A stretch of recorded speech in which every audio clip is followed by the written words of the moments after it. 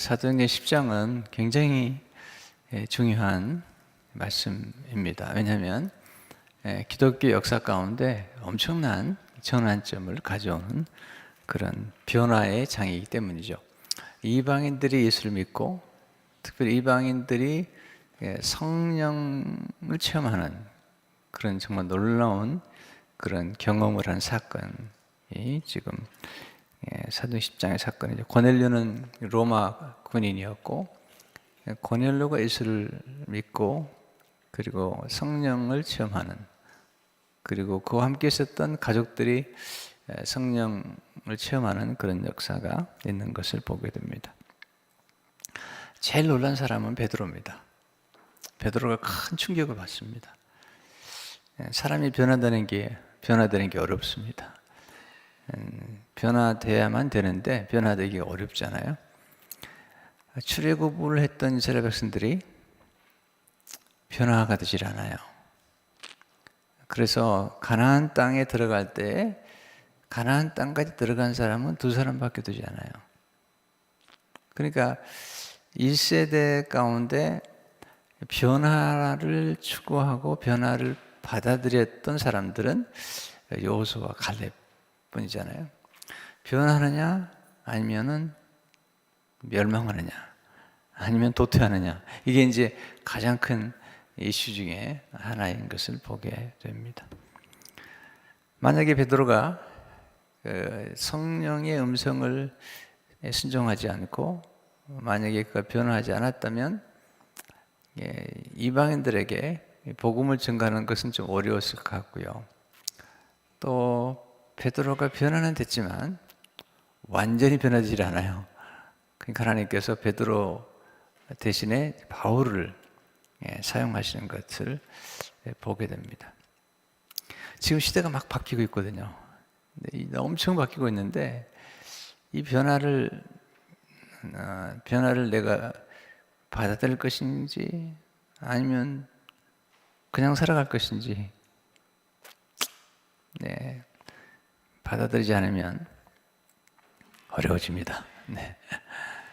깨어있지 않으면 아주 어려워집니다. 시대가.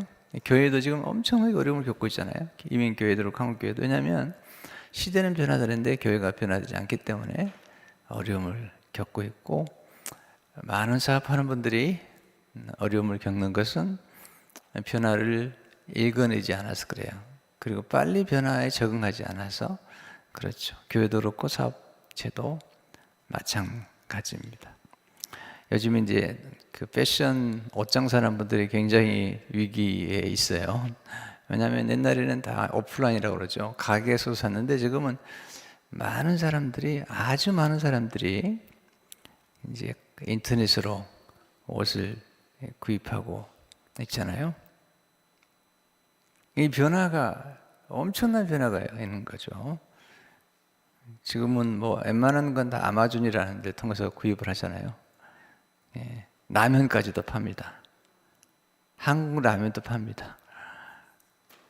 굉장한 거예요 지금. 또 미국에 있는 그 성경 공부를 인도하는 그 소프트 가운데 로고스라는 그 소프트가 있는데 거기 안에 한국 사람들의 책도 들어가 있습니다.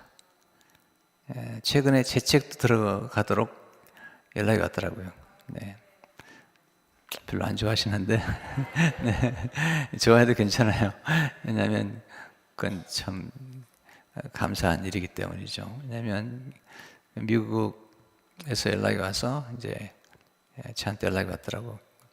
그러니까 뭐 변화가 굉장히 심하게 찾아온 것을 보고, 학교도 마찬가지죠. 학교도 뭐 엄청난 변화가 오는 것이죠.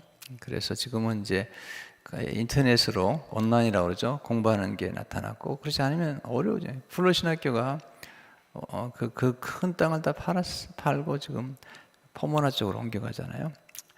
왜냐하면 학생들이 엄청 주기 때문에 지금 온라인으로 심지어는 100% 온라인으로 하겠다 이렇게 나오고 있는 거거든요. 그렇지 않으면 어렵기 때문이죠. 그래서 우리가 이제 교회를 섬기면서 섬기는 여러분과 제가 이런 시대를 얼마나 읽고 있는지를 이해해야 되고요. 시대를 못 읽으면 큰일 나는 거예요. 깨어 있어야 되는 거예요. 항상 깨어 있지 않으면 어렵다는 것을 보게 되죠.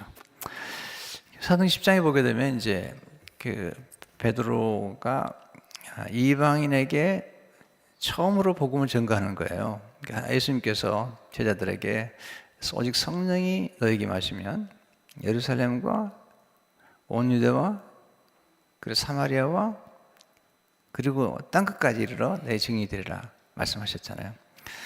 그래서 이제 베드로에게 예수님께서 천국 열쇠를 베드로를 통해서 우리에게 주셨는데 그 천국 열쇠는 복음을 여는 열쇠예요. 그러니까 기도의 문을 여는 것도 천국 열쇠고 또 하나는 이 전도를 통해서 복음의 문을 여는데 이 복음의 문을 열었던 사람이 누구냐면 베드로예요. 베드로가 예루살렘에서 온 유대에서 그리고 사마리아에 복음의 문을 열면서 복음의 문을 연다는 것은 복음을 증거할 때 성령님께서 임하시는 거예요. 성령의 임재가 있을 때에 복음의 문이 활짝 열렸다고 볼 수 있죠. 그리고 이제 그래서 8장에서 이제 9장으로 넘어오면서 이제 10장에서는 이제 땅끝, 그 당시에 땅끝은 로마인데요. 로마 군인에게 복음을 증거하는 사건이 이제 로마 여기 10장에 상 10장에 나오는 사건, 굉장한 사건인 거예요. 이것은요, 이 기독교가 유대교처럼 그러니까 한 종파로 남느냐 아니면은 전 세계로 그리고 우주적으로 이게 알려지느냐의 하나의 전환점인 것을 보게 됩니다. 근데 거기서 이제 베드로가 하나님의 인도를 받아서 이 고넬료에게 가서 그 가족들에게 복음을 전할 때에 베드로와 함께 갔던 사람들이 이방인들에게도 성령 부어주심을 보고 논란이 그랬어요. 논란이 너무 충격을 받은 거예요. 어찌 이런 일이 있을 수 있겠느냐 이렇게 생각이 된 거죠.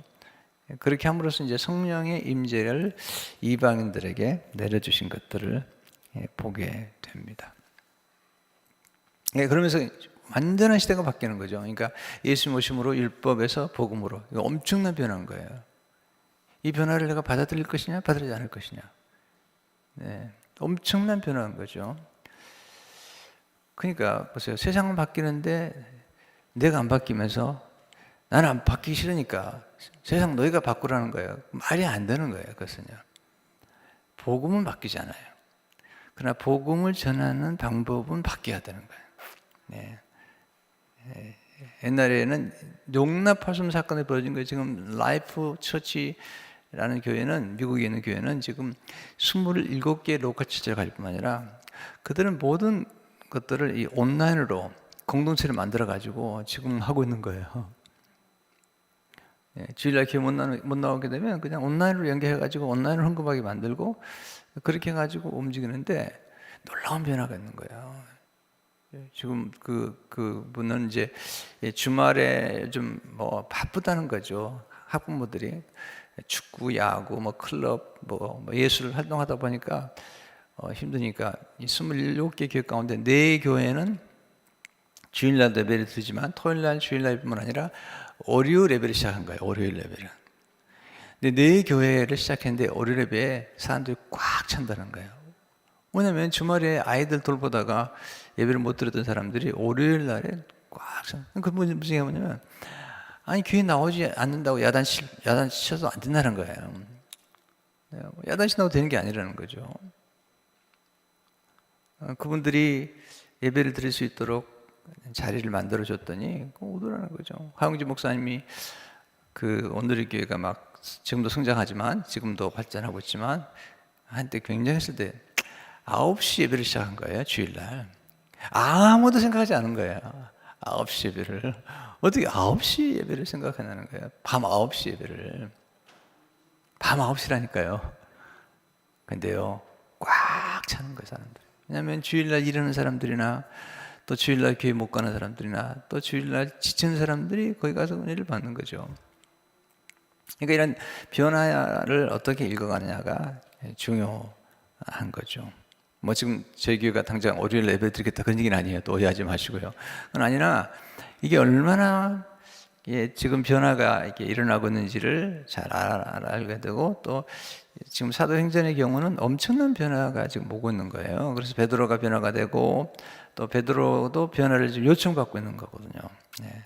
이 변화를 이끌 것이냐, 이끌지 않을 것이냐, 너무 심플한 거예요. 교회도 마찬가지. 지금 변화하지 않으면 교회는 다 도태지는 거예요. 지금 교회들이 막 문을 닫고, 어려워지고, 교회들이 지금 주일학교가 없어요. 많은 교회들이 주일학교가 없어요. 네. 근데 어떤 교회는 학생들이 엄청나게 모여오는 거예요. 왜? 학생들의 마음을 읽어낸 거잖아요. 읽어내야 되거든요. 그래서 학생들에게 뭐가 필요한지, 학생들의 마음속에 뭐가 지금 중요한지를 읽어내면서 거기에 복음적인 접촉을 해야 되는, 그래야만이 되는 거거든요. 네. 물론 이제 계속 변화되지 않은 건 있죠. 음식이라는 건 먹어야 되니까 변화되지 않아요. 병원 아프니까 병원 찾아갑니다. 그러나 지금도요, 음식을 아마존 같은 데서는 아예 연결해가지고 그냥 갖다 주잖아요.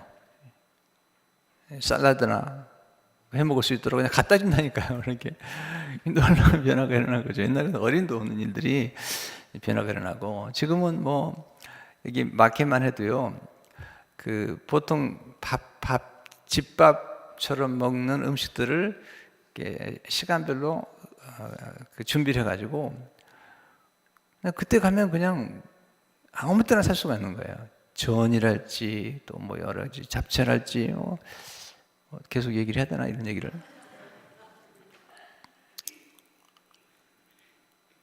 깨어있지 않으면 안 돼요. 다들요, 멍하다 당하는 거예요. 멍하다 당하는 거예요. 바뀌어야 되는 거예요. 정신을 차려야 되는 거예요. 그렇지 않으면 어려워지는 거예요. 저는요, 계속 깨어있는 거예요. 그래서 책 보고, 기도하고, 또 미국 사람들이나 이런 사람 팟캐스트라고 그러죠. 계속 듣는 거예요. 왜냐하면 그렇지 않으면 우리 교회를 이끌 수가 없는 거예요. 그렇지 않으면 도태가 되는 거예요, 교회가. 수많은 사람이 펑펑 늘어지는 거예요. 어제도 한 가게를 들렸더니 문을 닫았어요. 너무 놀라가지고 문 닫는지 몰랐거든요. 근데 갔더니 써있어, 글씨가 이렇게 어디로 옮겼다고. 갔더니 그냥 공장으로 들어가 버려요. 공장으로. 왜? 밖에서 하는 게 안 되니까 공장에서 그냥 인터넷을 해가지고 장사를 하는 거예요. 왜냐면 가게가 안 되니까, 가게가 해서는 안 되니까, 거기 엄청나게 돈이 많이 들어가니까, 그러니까 그냥 공장에서 해버리는 거죠. 내가 만나서 그랬으면 잘했다고, 정말 잘했다고. 네. 나중에 이제 또 오프라인도 하겠다고 그때 가서 하면 되는 거라고. 지금은 이렇게 정말로 실속을 차려가면서 사업도 하고 실속을 차려가면서 일을 해야 되고, 교회도 옛날처럼 무조건 화려하게 그런 때가 아니거든요. 아주 신중하게, 또 신중하게 그렇게 해야 나가만이 겨우 움직이는 거예요. 그러니까 하나님이 변화를 요구하거든요. 변화의 시기에 어떻게 변화하느냐. 옛날에 목사님들은요, 그냥 강단에 쓰면 은혜를 받았어요. 그리고 주의 종이 한마디 하는데 안 듣는다고 말해. 주의 종이 말을 안 듣는다고. 옛날에 그래도 되는데 지금 어림도 없어요. 어림도 없는 거죠. 그런 식이 어디 있어요. 목회자라고 목에 힘을 주거나 까불다가나 그냥 교회 다 떠나죠. 어림도 없는 거죠. 바짝 섬겨도, 그리고 정신을 안 차리면 안 되는 거예요. 최선을 다하지 않으면 안 되는 거예요. 어떤 목사님 그러더군요. 지금은 인터넷에 설교가 많이 뜨기 때문에 당신의 설교가 인터넷에 돌아다니는 설교보다도 훌륭하지 않으면 사람들이 모이지 않을 거다. 정신 차려라. 그런 얘기 하더라고요. 저는 맞다고 생각하는 사람이에요. 어떻게 설교를 준비했다가는 안 되는 거죠. 주일 설교 엄청 노력합니다. 제가 진짜 연구 엄청 합니다. 닥터 백신저한테 몇 시간 준비하냐고 그러는데, 어떨 때는 몇 시간 준비하는지 모르겠어요. 네. 벌써 목요일날 저는 설교가 끝나는, 원고가 끝나는데, 끝나는 바로 순간부터 다음 주 설교를 준비하는 거예요. 계속 준비하는 거예요. 연구하고 묵상하고, 연구하고 묵상하고, 또 준비하고. 그래도 힘이 드는데. 여기서 이제 고넬료에게 베드로가 복음을 증거하는 중에 그냥 증거한 게 아니고 이제 복음을 증거하는 거죠. 그러면서 큰 충격적인 얘기를 하죠. 여기 34절을 보시면 베드로가 입을 여과를 말하되 내가 참으로 하나님은 사람의 인물을 보지 아니하시고, 이게 무슨 얘기냐면 이 로마 사람에게 지금 복음을 전하는데, 와, 하나님 외모를 보니 아니한다. 이방인들에게도 하나님이 역사를 하신구나. 이게요, 우리가 이제 이걸 그냥 읽어서는 안 됩니다. 성경을 읽을 때 이거 크게 베드로가 지금 이게 이제 누가가 기록했는데, 누가가 이 기록할 때 이건 엄청난 충격을 얘기하는 거예요. 와, 이게 무슨 일이냐 이런 얘기예요. 네. 35절. 각 나라 중 하나님을 경외하며 의를 행하는 사람은 다 받으신 줄 깨달았도다. 보세요. 베드로가 이제 복음을 증거하는데 이게 무슨 얘기냐면, 예수님 오셔가지고 그 당시 창기들, 세리들, 소외된 사람들, 나병 환자들, 그들 찾아갔거든요. 그 당시에 바리새인들이나 종교인들이 너무 충격을 받은 거예요. 왜냐하면 그런 사람들 들어오면 안 되는 거예요. 넷이 고자 들어오면 안 되는 거예요. 근데 예수님이 와가지고 다 받아들이는 거거든요. 너무 충격인 거죠. 네. 지금 이 베드로의 경우도 그런, 그 당시 이 베드로 유대인이잖아요. 유대인인데 유대인들은 이방인들과 함께 교제할 수 없어요. 음식도 함께 나누면 안 돼요. 왜냐하면 심지어는 이방인들이 먹는 음식은 주로 우상을 숭배하는 사람들이 우상에 바치는 고기를 사다가 먹을 수 있기 때문에 이방인들에게 가서 거기서 교제하다가는 안 되는 건데, 지금 이방인의 집에 가가지고 하나님의 역사를 보는데, 근데 하나님 지혜로우세요. 뭐냐면 갑자기 베드로가 그 당시에 말도 안 되는 사람들에게 복음을 증거하게 되면 문제가 되니까 하나님께서 이방인 가운데 베드로가 봐도 경건하고 하나님을 경외하는 사람, 비록 예수님 모르지만, 아직 복음 모르지만은 이방인 가운데 하나님을 경외하는 사람을 만나게 한 거예요. 그래가지고 이 변화의 충격을 조금 줄여주신 거예요, 사실은요. 네.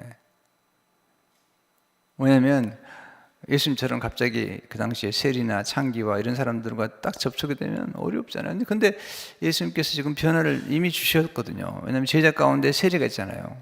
그러니까 이런 변화를 주시는 중에 변화의 충격을 줄여가는 거거든요. 그러면서 복음을 전하는 거죠. 네. 30절에 보시면 첫 번째 복음이 화평의 복음이죠. 만유의 주 되신 예수 그리스도로 말미암아 화평의 복음을 전하사, 이스라엘 자손들에게 보내신 말씀이요. 화평의 복음, 하나님과 원수되었는데 하나님이 우리와 화목하게 하셨다는 것을 증거하고 있는 거죠.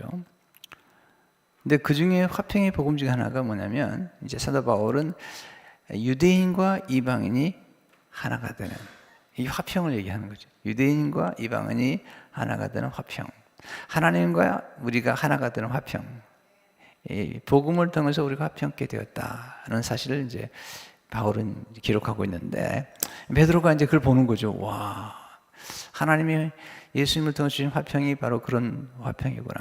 그 다음에 이제 치유의 복음이죠. 37절과 38절을 보게 되면 곧 요한이 그 세례를 반포한 후에 갈릴리에서 시작하여 온 유대와 두루 전파된 그것을 너희도 알거니와. 보세요. 다시 한번 떠주세요. 갈릴리, 온 유대를 얘기하고 있어요. 거기서 요한이 세례를 반포한 후에 갈릴리에 시작하여 온 유대와 두루 전파된 것을 너희도 알거니와. 38절. 하나님이 나사렛 예수에게 성령과 능력을 기름 붓듯 하셨음에 그가 두루 다니시며 선한 일을 행하시고 마귀에게 눌린 모든 사람을 고치셨으니 이는 하나님이 함께 하셨습니다. 그러니까 세례 요한의 얘기를 하면서 예수님이 오셔서 성령과 능력으로 마귀에 눌린 사람들을 고치셨다. 그들을 자유케 하셨다는 거죠. 이게 이제 치유의 복음이죠. 그러니까 예수 그리스도의 십자가를 통해서 우리에게 찾아온 화평의 복음과 예수님이 오셔서 마귀에 눌린 자들을 마귀의 눌린 자들을 자유케 하시고 치유하시는 이 화평과 자유의 복음을 이제 선포를 하고 있는 것을 보게 됩니다. 예수 믿으면서요, 이런 경험이 굉장히 중요한 것 같아요. 성령 체험을 하고 또 귀신 들린 사람들을 이렇게 귀신 쫓아내주는 이런 경험들이 뭐 충격적으로 다가오는 거예요. 저도 예수 믿고 얼마나 충격을 받는지 몰라요. 예수 믿고 예수 영접했는데 성령 체험하고 그 다음에 그 당시에 귀신 들린 사람들을 예수 이름으로 쫓아내는데 성경 그대로예요. 귀신이 안 나가려고 그래요. 근데 예수 그리스도의 이름으로 나가요. 그리고 제일 싫어하는 게 찬송이에요. 찬송을 너무 싫어해요. 그 중에서도 예수의 이름을 찬송하거나 예수님의 보혈을 찬송하거나 십자가를 찬송하면요 막 죽으려고 그래요. 나간다고 그러던데 결국 나가는데 그때 깨달은 게 있습니다. 그냥 경험적으로 깨달은 게 뭐냐면 성경 그대로구나. 귀신이 예수 이름으로 제일 무서워하고 그리고 십자가와 보혈을 정말 싫어하는구나. 할렐루야. 그리고 기도하게 되면 놀라운 능력이 나타나는 거예요. 기도를 정말 싫어해요, 마귀가. 또 기도하는 사람들을 무서워해요. 예, 마귀가 제일 무서워합니다. 기도하지 않은 사람들은 그냥 웃어요, 그냥. 네. 요한일서 보게 되면 청년들아, 너희가 하나님의 말씀이 그리스도의 말씀이 너희 안에 있고 너희가 흉악한 자를 이기었다고 그랬잖아요. 하나님의 말씀 성경 암송하고 그리고 기도하는 사람들을 마귀가 무서워하는 거예요. 왜냐하면 흉악한 자 마귀는 성경을 예수님처럼 암송해가지고 말씀으로 물리치는 것과 그리고 이 기도를 통해서 역사가 나타나는데 권세를 받았지만 기도를 해야지 능력이 나타나거든요. 보세요. 권세는 주어졌어요. 그러나 기도를 할 때 능력이 임하는 거죠. 그리고 또 성경이 우리 안에 있을 때 하나님의 말씀이 능력이기 때문에 그 능력이 나타나서 귀신이 떠나가죠. 물론 이제 귀신이란 존재는 예수 그리스도를 믿는 우리들의 모두에게 귀신을 쫓아내는 권세를 주신 걸 믿으시기 바랍니다. 근데 성경 보게 되면 나온 그대로 예수님께서 마귀의 눌린 자들을 물리치셨다고 말씀하고 있잖아요. 그래서 복음을 얘기할 때 이 복음은 화평의 복음이다. 좀 베드로가 증거하고 또 이 복음은 치유의 복음이라는 사실을 강조를 하고 있는 것이죠. 39절부터 보시게 되면 이제 이게 부활의 복음을 우리는 유대인의 땅과 예루살렘에서 그가 행하신 모든 일의 증인이라. 계속 강조하는 게 유대인의 땅, 예루살렘을 강조하는데 이제는 이게 이제 왜 중요한 이게 누가가 기록했는데요. 이게 지역적으로 온 유대와 사마리아와 그러니까 예루살렘과 온 유다와 사마리아 땅 끝을 얘기하는 거예요. 이건 지금 10장은 지금 땅 끝을 향한 얘기이기 때문에 지역적으로도 설명을 하는 거죠. 유대인과 이렇게 설명. 39절 다시 한번. 우리는 유대인의 땅과 예루살렘에서 그가 행하신 모든 일의 증인이라. 그들이 나무에 달아 죽였으나 이게 중요한 게 뭐냐면 그 당시에 이 십자가란 말이 아직 나오지 않았어요. 이 당시만 해도 처음에는요, 기독교가 처음에 이제 시작될 때는 그냥 나무에 달려 죽으셨다네요. 나무에 달려 죽은 자마다 예수님이 나무에 죽었다. 그리고 이제 이게 점점 지나면서 십자가로 나무도 십자가로 이렇게 변화가 돼서 이렇게 복음이 증가되는 것을 보게 되죠. 여기서 나무의 십자가 돌아가셨는데 40절을 보시면 하나님이 사흘 만에 다시 살리사 나타나시되 41절을 보시면 모든 백성에게 하신 것이 아니요 오직 미리 택하신 증인 곧 죽은 자 가운데서 부활하신 후 그를 모시고 음식을 먹은 우리에게 하신 것이라. 이게 굉장히 놀라운 복음이죠.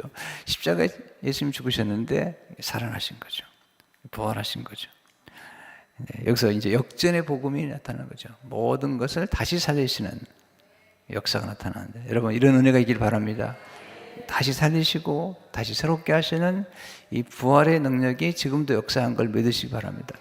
지금도 역사하는 거죠. 하나님의 역사가 나타나는데 이 부활의 능력이 우리 가운데. 그러니까 지금 베드로가 화평의 복음을 전하고 치유의 복음과 자유의 복음이죠. 엉들인 자를 치유하시고 자유케 하시는. 그리고 여기서 지금 부활의 복음, 다시 살리신 하나님의 놀라운 능력을 지금 선포를 하고 있는 것을 보게 됩니다. 그리고 이제 42절 3절을 보게 되면 죄 사함의 복음을 얘기하죠. 우리에게 명하사 백성에게 전도하되 하나님이 살아있는 자와 죽은 자의 재판장으로 정하신 자가 곧 이 사람인 것을 증언하게 하셨고 그에 대하여 모든 선지자도 증언하되 그를 믿는 사람들이 다 그의 이름을 힘입어 주의 사함을 받는다 하였느니라. 그러니까 지금 이 주의 사함의 복음이 이제 놀라운 복음이잖아요. 우리의 죄를 용서하신 그 복음. 그러니까 지금 바울이 짧지만 이게 정말 놀라운 거거든요. 짧지만 이걸 이제 누가가 베드로가 전한 복음을 얘기할 때 짧지만 이 속에 복음의 정수, 화평의 복음과 그리고 치유의 복음과 부활의 복음과 이제 죄의 사함의 복음을 우리에게 전해주면서 우리의 모든 죄를 용서하신 그 놀라운 축복에 대해서 말씀을 하고 또 하나 이제 여기서 이제 강조되는 것은 베드로가 복음 속에 성령의 선물이 담겨 있다는 성령의 선물이 담겨 있죠. 44절 보시면 베드로가 이 말을 할 때 성령이 말씀을 듣는 모든 사람에게 내려오시니 그러니까 이거 아셔야 됩니다. 성령이 언제 역사하냐면 우리가 말씀을 전할 때 그리고 찬양할 때 왜냐하면 하나님은 찬송 중에 임하시거든요. 그래서 우리가 찬양을 드릴 때에 우리가 하나님 앞에 찬양과 경배를 드릴 때에 성령이 임하시고 또 하나는 말씀을 전할 때 지금도 제가 말씀을 전할 때 성령의 역사하심을 믿으시기 바랍니다. 말씀을 증거할 때 여러분이 또 전도할 때 사람들에게 전도할 때 또 제자를 삼을 때 성령의 은혜가 나타나요. 예수님 말씀하시네요. 너희는 가서 모든 족속을 제자 삼아 아버지와 아들과 성령의 이름을 세례 주고 내가 너에게 분부 모든 지키게 하라. 그러면 내가 함께 하겠다는 거잖아요. 우리는 하나님에게 함께 하게 해주세요. 또 하나님 제가 성령의 은혜를 체험하게 해주세요. 이렇게 기도하는데 여러분 성령께서 어떻게 언제 역사하는 걸 알아야 돼요. 성령님은 우리가 예배를 드리고 찬송을 드리고 기도할 때 역사하시는 거예요. 기도할 때 천사가 동원되는 거예요. 기도할 때 또 하나는 우리가 하나님의 말씀을 들을 때 하나님의 말씀을 전하고 들을 때 성령 역사하고 여러분이 전도할 때 그때 역사가 나타나는 거예요. 여러분이 드라마를 볼 때 성령이 임하는 게 아니에요. 드라마는 재밌겠지만 또 배우는 것도 많이 있겠지만 성령께서 언제 역사하시는 걸 봐야 돼요. 여러분들이 두세 사람으로 예수님 이름으로 모이는 그 자리에 여러분들이 하나님의 말씀을 나누고 찬송할 때 역사 나타나고 여러분들이 전도할 때 자꾸 전도를 해야 돼요. 만나는 사람들이 자꾸 물어봐야 돼요. 예수 믿나 물어보고 전도하고 그러죠. 어제도 식당에 잠깐 들리는 일이 있었는데 거기 딱 앞에서 갔더니 거기 경비 서는 분이 계세요. 인사를 하고 그래서 예수 믿 교회 나오시라고. 10월 달부터 나오게 돼. 10월 달부터. 내일부터 나오면 좋은데 10월 달부터 어떻게 해요? 10월부터 나온다는데 또 싸우지도 못하고 그냥 그렇게 하시라고. 그래서 이제 말씀드려요. 자꾸 물어봐요. 예배가 몇 시에 있는지. 이게 여러분들이 준비된 사람이거든요. 지금 이 고넬료는 준비된 감자예요. 그냥 쿡 찌르면 들어가는 거예요. 여러분들이 전도하는 것을 어렵게 생각하지 말라고요. 기도하다 보면 하나님께서 루디아를 만나게 한 것처럼 여러분이 기도를 시작해야 돼요. 따라서 하나님 한 영혼을 내게 주십시오. 이렇게 기도하면 하나님께서 기회를 마련해 준다고요. 눈이 열려야 돼요. 항상 관심이 거기에 있어야 돼요. 이 사람 어떻게 전도할까? 어떤 사람들은 이 사람 어떻게 이용할까? 그러니까 나쁜 사람인 거예요. 그러면 안 되는 거예요. 어떻게 하면 한 영혼이라도 인도하고 내가 만나는 사람을 어떻게 좀 도와줄까? 어떻게 좀 섬겨드릴까? 어떻게 하면 이분을 좀 진짜 영원한 행복으로 인도하실까를 생각을 해야 되잖아요. 그래서 어떻게 하든지 전도를 해야 돼. 기회만 있으면 전도를 하고 또 만나는 사람들에게 관심을 갖고 그리고 예수 그리스도를 전파하게 되는데 그러니까 이게 이제 보면은 우리가 하나님께서 이미 정해놓은 구원받기로 작정한 영혼들이 있는데 지금 여기 이 고넬료 같은 거 하나님께서 이미 준비 다 해놓으시는 거예요. 그냥 베드로가 가서 그냥 쭉 건드리니까 그냥 역사 나타나거든요. 성령께서 임하시는데 45절에 보면 베드로와 함께 온 할례 받은 신자들이 이방인들에게도 성령 부어주심으로 말미암아 놀라니. 우리가 볼 때 그냥 쉽게 읽죠. 그건 진짜 놀란 거예요. 네, 이게 설명은 안 되나 보데 진짜 놀란 거예요. 너무 놀란 거예요. 충격을 확 받는 거죠. 오, 정말 예수 믿고 제가 예수 영접하고 성령 체험한, 너무 놀랐거든요. 예수 이름으로 귀신이 나가는데 놀랐거든요.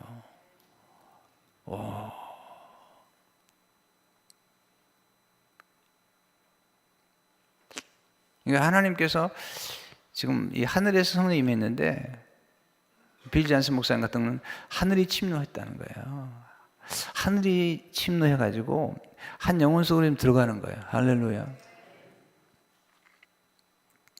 근데 놀라는 거죠. 놀라지 않을 수 없잖아요. 뭘 놀랍니까? 진짜 그걸 놀라야죠. 46절에 보면은, 네, 이는 방언을 말하며 하나님 높임을 들으며, 이방인들이 방언을 말하는 거예요. 그리고 하나님을 찬양하는 거예요. 얼마나 충격적인 사건이에요. 47절에 보면, 이 베드로가 이르되 이 사람들이 우리와 같이 성령을 받았으니 누가 능히 물로 세례를 베품을 금하려 하고. 우리와 같이 성령을 받았으니 세례를 베풀라. 그리고 48절에 구원의 증표를 명하여 예수 그리스도의 이름으로 세례를 베풀라 하니라. 그들이 베드로에게 며칠 더 머무기를 청하니라. 갈라디아서 보게 되면요, 갈라디아서 3장 14절에 보면 이는 그리스도 예수 안에서 아브라함의 복이 이방인에게 미치게 하고 또 우리로 하여금 믿음으로 말미암아 성령의 약속을 받게 하려 함이라. 와, 이게 복음인데요. 아브라함의 복이 이방인에게도 미치게 하고 믿음으로 말미암아 성령의 약속을 받게 되는 것. 여기까지 이제 가는 것이 이제 복음의 역사인 것을 보게 됩니다. 그것은 이제 영원한 복락에 들어가게 만들어요. 그러니까 우리가 사람들을 사랑한다고 할 때 진짜 사랑하는 것은 예수 그리스도를 증거해 줌으로써 그들이 영원한 영생을 얻는, 영원한 복락을 누리는 거기까지 가는 걸 믿으시기 바랍니다. 베드로는 복음의 문을 열었어요. 그래서 이 복음의 문이 열리는데 이제 예루살렘과 온 유대와 사마리아까지 열리고, 그리고 이제 땅끝까지 가는데 땅끝에 포문을 연 사람이 베드로고, 이제 문제는 뭐냐면 베드로가 그래도 바뀌질 않아요. 베드로가 예루살렘을 잘 떠나지 않아요. 그래서 하나님께서 이제 9장에서 바울을 선택해서 바울을 쓰시는 거예요. 사도행전 9장 15절에 보면 예수님께서 이제 아나니아에게 말씀하시죠. 베드로에 대해서, 바울에 대해서 주께서 이르시되 가라. 이 사람은 내 이름을 이방인과 임금들과 이스라엘 자손들에게 전하기 위하여 택한 나의 그릇이라. 내 이름을 이방인과 임금들과 또 이스라엘 자손들에게, 무슨 이방인들에게, 이렇게 함으로써 하나님께서 바울을 쓰시는. 잘 들으세요. 교회도요, 이게 이 순환이 잘 돼야 됩니다. 오래된 분도 있지만 새로운 분들이 들어와서 새로운 접촉점을 마련해야 되는 거예요. 12제자가 이제 가누다가 죽고 이제 마띠아가 들어오고, 근데 이들이 사도들이 예루살렘 안 떠나는 거예요. 그러니까 핍박이 온 거죠. 물론 나중에는 이제 흩어져 가지고 복음을 전하지만, 그래서 하나님께서 쓰신 게 누구냐면 하나님이 바울을 쓰는 거예요. 바울을 데려다 쓰신 거예요. 바울은 어떤 사람이냐? 5사람이에요. 이는 로마 시민권자요. 그 다음에 성경을 잘 알 뿐만 아니라 헬라말, 그 다음에 로마, 라틴어, 히브리말 다 잘해. 이게 복음의 역사가 나타나는 거예요. 하나님 놀라운 역사가 나타나는 거예요. 이번에 김사도 목사님 오셨는데 그 선교사님 오시잖아요. 자기 아들들이 터키 잘해요. 터키말을 한대. 또 영어를 잘한대. 한국말을 잘하고. 이게 놀라운 일이 벌어지는 거예요. 그러니까 지금 새로운 시대가 왔는데, 지금 새로운 시대에 선교사님들 자녀들이 지금 새로운 문을 열어가는 거예요. 왜냐하면 힘이 들었지만 나중에 알고 보니까 거기서 한국말도 잘하죠. 왜냐하면 선교지에서 이제 한국말 배우고 가르치잖아요. 영어 잘하죠. 그리고 또 그 나라 말을 하는 거죠. 이번에 그 벤신 목사님하고 사모님하고 지난 수요일 날 이제 식사하고 뭐 여러 가지 대화를 나눴습니다. 그래서 제가 부탁을 했습니다. 우리가 이제 에도로 그 빌리지로 가게 되면 그 주위에 히스패닉이 많은데 좀 잘 섬기려고 그러는데 좀 도움을 주면 좋겠다 그랬더니 걱정하지 말래. 왜냐면 그 벤신 목사님 사모님이 스페니쉬를 아주 잘한대요. 네, 걱정하지 말래. 그 스페니쉬 그쪽에 있는 스페인 사람들을 잘 섬기는데 같이 돕겠다고 하는데 스페니쉬를 아주 잘한대요.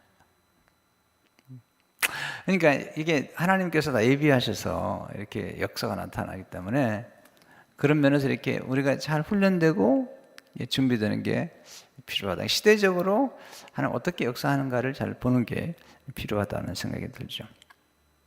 그래서 이제 9장에서 하나님이 바울을 선택하시고 10장에서 베드로가 할 일은 일단 문을 여는 거예요. 베드로는 이게 청년사람 문을 여는 사람이고, 그리고 이제 11장에 가면 안디옥 교회가 나오죠. 거기에 이제 바울이 등장을 하죠.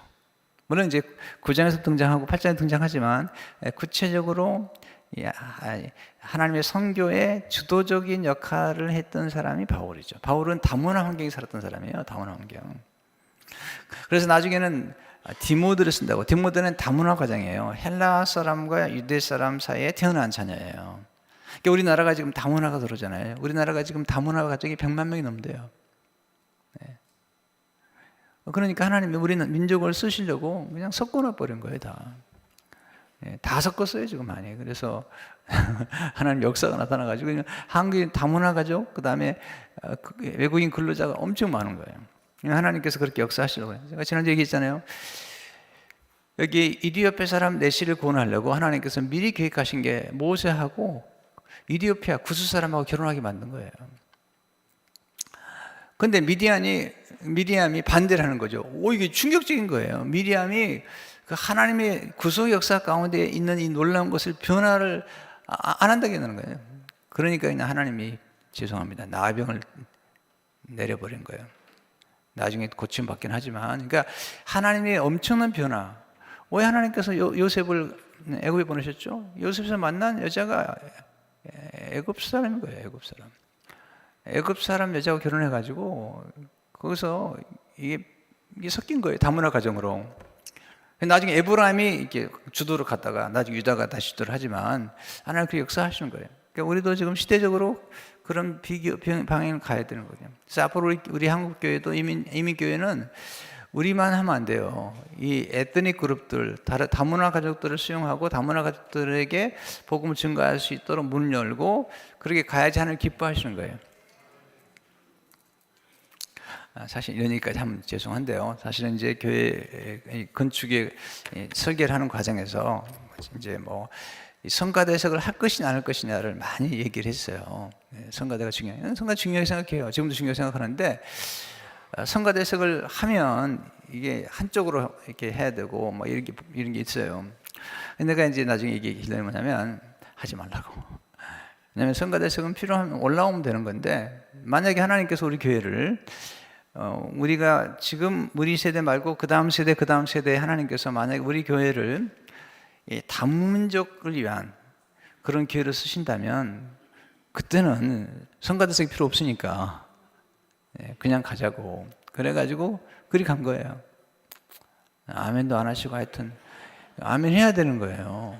이것은 우리만을 위한 교회가 아닌 거예요. 공공을 위한 교회, 하나님의 나라를 위한 것이기 때문에 그렇게 방향을 정하는 거예요. 성가대석이 오히려 있다가 내려가면 되는 거고. 그런 면에서 이제 이런 변화를 순간 좀 멀리 보고 또 멀리 보는 거예요.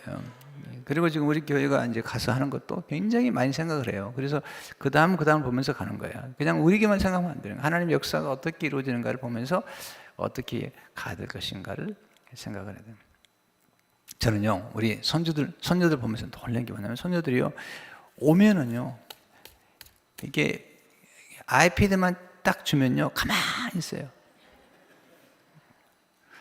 제가 왜 놀라냐면요, 어떻게 이 애니메이션을 만들었으면 얘들의 코드를 읽어가지고 빠져들게 만드냐는 거예요. 교회도 그렇게 한다는 거예요. 얘들이 오면은 예수 그리스도의 복음에 쏙 빠져들게끔 애니메이션도 만들고 영상도 만들고, 그리고 왔을 때 그냥 깜짝 놀라게 만들어야 되는 거예요. 아멘도 안 하시고 할렐루야. 그래야지. 어제도 어떤 집사님 만났더니 그러더라고요.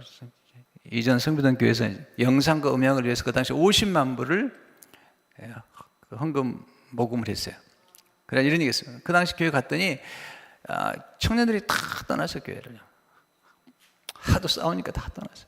그 다음에 30대 40대가 교회를 떠났어요. 없어요. 거의 없어요.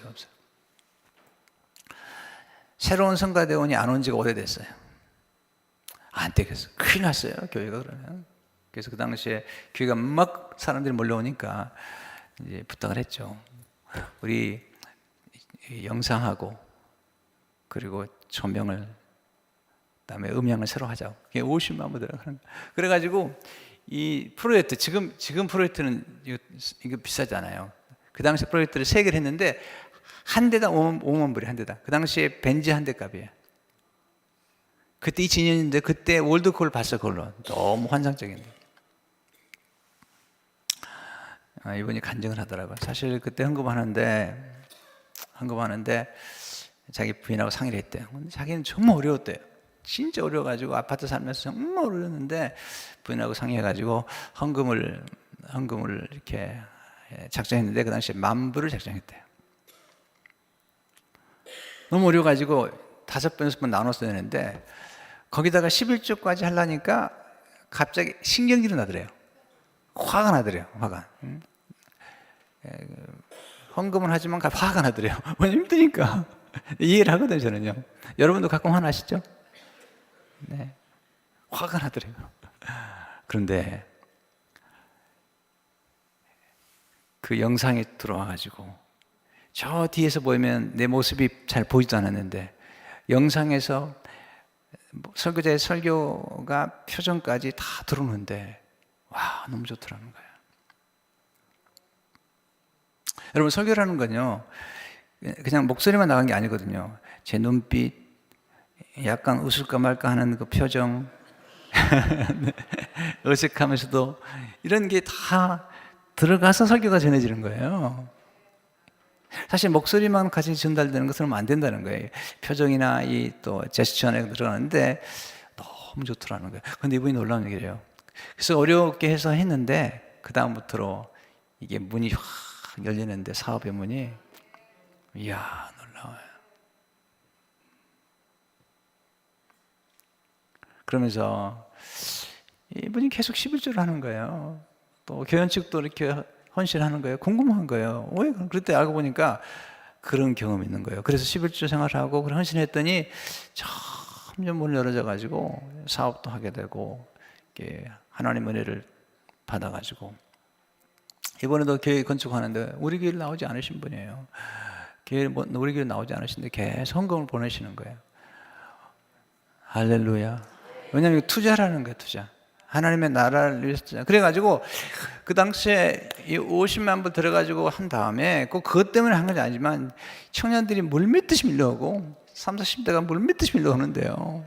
보통 청년 예배만 해도 한 750명씩 모였으니까 그러면 번제 뽑은 거죠. 네. 할렐루야.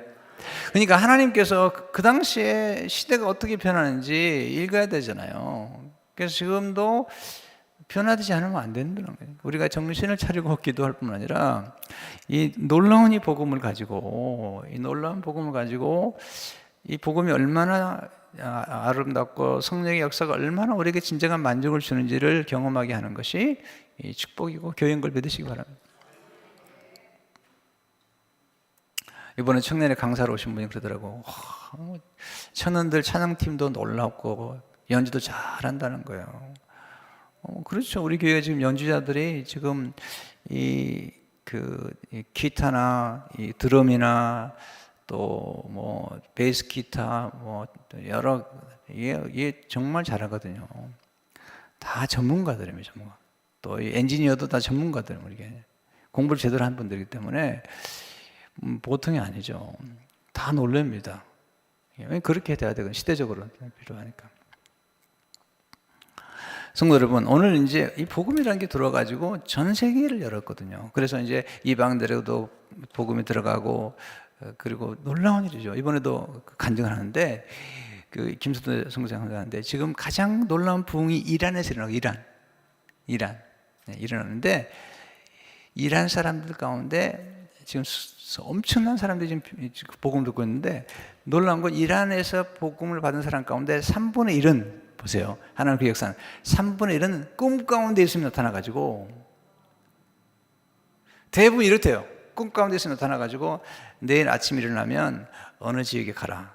그럼 사람을 만날 것이다. 딱 가보면 거기에 있는 사람이 이란어로 말하는 성경을 가지고 있다가 딱 주는 거예요. 그래가지고 그 이란에 놀라운 부흥이 있는 거예요, 지금. 우리가 놀라운 일이, 또 터키 안에 있는 이란 사람들이, 그 김요한 선교사님에게 부탁을 해가지고 터키 안에 이란 사람이 3만 명인데 그 3만 명 가운데 15,000명이 예수 믿는데요. 이야, 놀라운 거예요. 이번에도 그 선교사님이 맞는데 공항에 마중 나온 사람이 이란 사람이래요.